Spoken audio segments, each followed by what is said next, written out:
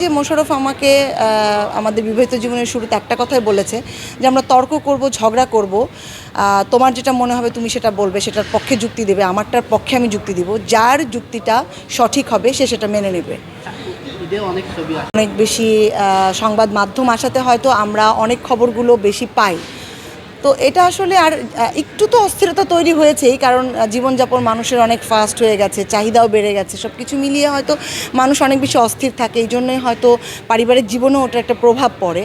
আর আমাদের আসলে একসাথে থাকার পিছনে ওইভাবে কোনো মূল মন্ত্র বলতে পারবো না, তবে আমি বিশ্বাস করি বা আমার এতদিনের বিবাহিত জীবনকে অতিবাহিত করার পরে আমার কাছে মনে হয়েছে যে দুজনের প্রতি বিশ্বাসটা রাখলে এবং দুজনের কাজ, মতামত এগুলোকে যদি শ্রদ্ধা করা যায় তাহলে আমার মনে হয় যে খুব বেশি সমস্যা হওয়ার কথা না।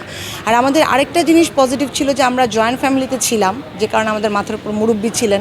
সব কিছু মিলিয়ে যেটা হয়েছে যে আমরা যখন কোনো ক্রাইসিস মোমেন্ট পার করেছি তখন সেই মুরব্বিরা আমাদেরকে অনেক বেশি সাপোর্ট দিয়েছে, যেটা হয়তো যারা একদমই একা থাকে তাদের ক্ষেত্রে হয়তো এই সাপোর্টটা থাকে না, যে কারণেও হয়তো অনেক সময় দেখা যায় যে তারা হুটহাট মাথা গরম করে হয়তো একটা ডিসিশন নিয়ে নিতে পারে।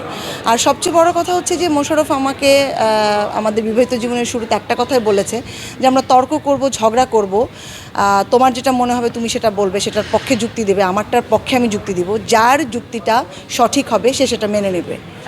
ঈদে অনেক ছবি আসে, বরবাদ দেখা হবে। ও সরি, আমি মিস করে গেছি। হ্যাঁ, এটা এখনও বলতে পারছি না। আমরা আসলে গ্রুপ ধরে মুভি দেখি, আমাদের একটা বড় গ্রুপ আছে ফ্যামিলি এবং ফ্রেন্ডস মিলিয়ে।